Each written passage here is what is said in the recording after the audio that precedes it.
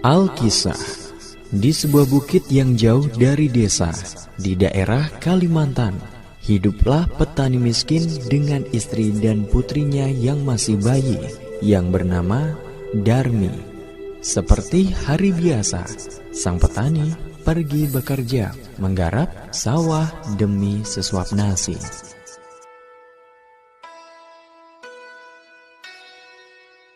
Dinda, Kang Mas berangkat bertani dulu ya. Jaga putri kecil kita ya. Iya Kang Mas, hati-hati ya. Pada suatu hari, hal buruk terjadi. Sang petani terkena sebuah penyakit parah, dan istrinya pun memanggil seorang tabib. Sepertinya penyakit Pak Tani ini sudah parah. Minumlah ini. Ini akan membantu merasa lebih baik lagi. Terima kasih tabib. Dinda, apabila Kang Mas sudah tiada, rawat putri kecil kita Darni ya. Kang Mas, jangan tinggalkan aku. Kang Mas! Tenang saja, dia hanya tertidur. Hari demi hari berlalu, penyakit Pak Tani tak kunjung sembuh. Hari semakin hari penyakitnya justru semakin parah. Hingga pada suatu hari, tibalah saatnya. Dinda, sepertinya aku sudah tidak kuat. Kang Mas, jangan tinggalkan aku. Pak Tani pun meninggal dunia. Tidak, Kang Mas. Maaf Ibu, kami sudah berusaha semaksimal kami. Tetapi apa daya, Tuhan berkehendak lain. Kami turut prihatin ya Bu. Tahun demi tahun berlalu, Darmi tumbuh menjadi sosok wanita yang cantik jelita. Namun sayang, ia mempunyai perilaku yang amat buruk. Gadis itu amat pemalas, tak pernah membantu ibunya melakukan pekerjaan-pekerjaan rumah. Kerjanya hanya bersolek setiap hari. Segala permintaannya harus dituruti. Setiap kali ia meminta sesuatu kepada ibunya harus dikabulkan tanpa memperdulikan keadaan ibunya yang miskin. Setiap hari harus membanting tulang mencari sesuap nasi. Suatu hari seperti biasa, gadis itu mengurung dirinya di dalam kamarnya. Ia tak mau matahari merusak kulitnya. Ia enggan debu-debu mengotori wajahnya. Ibu! Aduh Bu, bukankah udah Darmi bilang ya berkali-kali kalau Darmi udah bangun itu, ibu harus udah nata kamar ini sampai rapi. Terus nyediain lulur, air hangat, dan buatin minuman sari buah untukku. Ibu mana? Kamu itu sudah besar, Nak. Kamu bisa mengerjakan semuanya itu sendiri. Ih, ibu kan tahu aku lagi sibuk. Matahari pun mulai memancarkan sinarnya. Sang ibu mulai bersiap-siap untuk berangkat ke sawah untuk bekerja. Ia tidak lupa mengajak Darmi untuk membantunya di sawah. Darmi, ayo bantu ibu bekerja di sawah, Nak. Gak mau ah Bu, nanti kulit sama kuku aku kotor. Apa kamu tidak kasihan sama ibu, Nak? Ibu ini nyebelin banget sih. Gak lihat apa Darmi tuh lagi dandan Ibu. Akhirnya, sang ibu pergi ke sawah sendirian. Setelah selesai bekerja di sawah, sang ibu kembali pulang. Upahnya mana Bu? Mana?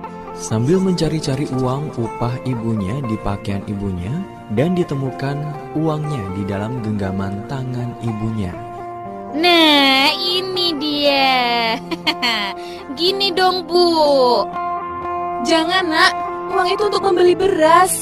Bedak, lipstik, maskara, eyeliner, eyeshadow, parfum. Habis semua Bu, jadi mesti beli yang baru, ya kan? Kamu itu jadi anak bisanya cuma minta saja, tapi tidak pernah mau bekerja. Keesokan harinya, ketika ibunya pulang dari bekerja, si Darmi meminta uang lagi. Uang upah yang diperoleh ibunya untuk membeli alat kecantikannya yang lain. Keadaan itu terjadi setiap hari. Suatu hari, sang ibu mencoba untuk membujuk anaknya agar mulai mengubah tabiat buruknya. Bu, Ibu, mana uangnya? Nak, coba kamu bantu ibu di sawah. Ih, apaan sih ibu ini? Ibu kan sudah tua. Jika ibu dipanggil oleh Tuhan, maka ibu tak khawatir lagi engkau bisa mengurusi dirimu sendiri.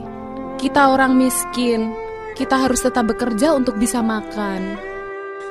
Siapa suruh jadi orang miskin? Lagi pula, aku tuh gak pernah minta kamu jadi ibuku. Sang ibu pun sedih mendengar ucapan yang terlontar dari mulut anaknya sendiri. Baiklah anakku, ibu hanya memohon agar kamu tidak mengurung diri di rumah.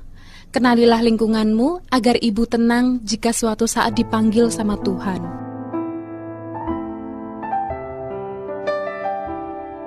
Hari berganti hari, akhirnya sang anak mau menuruti kehendak ibunya. Ia tidak keberatan untuk kemanapun bersama sang ibu. Tapi anaknya ini mengajukan sebuah syarat bahwa ibunya tidak memperbolehkan untuk mengakui bahwa ia adalah ibunya di depan umum. Sebagai seorang ibu tentulah hatinya teriris mendengar itu. Namun sang ibu pun menyetujuinya. Hingga pada suatu hari, anak gadis itu diajak ibunya turun ke desa untuk berbelanja di pasar yang letaknya jauh dari tempat tinggal mereka. Anak gadis itu berjalan melenggang dengan memakai pakaian yang bagus dan bersolek agar orang di jalan yang melihatnya akan mengagumi kecantikannya. Ketika mereka mulai memasuki desa, orang-orang desa memandangi mereka. Mereka begitu terpesona melihat kecantikan anak gadis itu, terutama para pemuda desa yang pastinya tak puas-puasnya memandangi wajah gadis itu. Namun ketika melihat orang yang berjalan di belakang gadis itu, sungguh kontras keadaannya. Hal itu membuat orang bertanya-tanya. Coba lihat wanita itu. Cantik sekali kan? Iya, benar. Wanita itu bagai bidadari surga, elok parasnya. Tak sanggup aku menahan untuk menatap keindahannya. Iya, bahkan wanita itu lebih cantik daripada bunga mawar. Rasanya aku tertarik untuk mengenalnya. Tapi di belakangnya itu siapa ya? Entahlah, siapa ya dia itu?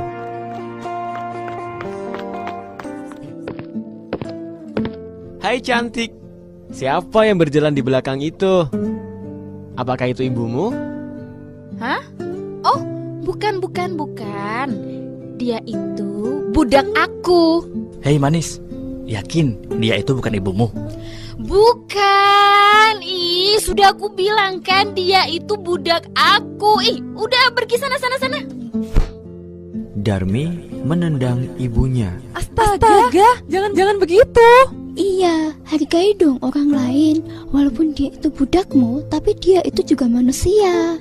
Alangkah terlukanya sang ibu mendengar itu. Hatinya menangis, dan ia benar-benar tak berdaya menahan sakit hatinya. Ia berbisik berdoa kepada Tuhan dan memohon kepada Tuhan. Atas kekuasaan Tuhan yang Maha Esa, perlahan-lahan tubuh gadis durhaka itu berubah menjadi batu. Perubahan itu dimulai dari kaki. Ketika perubahan itu telah mencapai setengah badan, anak gadis itu menangis, memohon ampun kepada ibunya.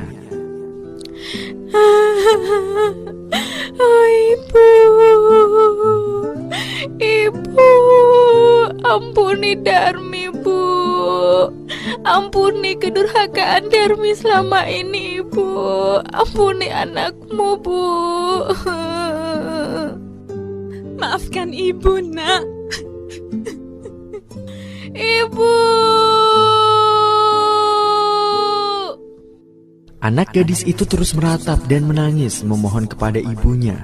Akan tetapi semuanya telah terlambat. Seluruh tubuh gadis itu akhirnya berubah menjadi batu. Sekalipun menjadi batu, namun orang dapat melihat bahwa kedua matanya masih menitikkan air mata, seperti sedang menangis.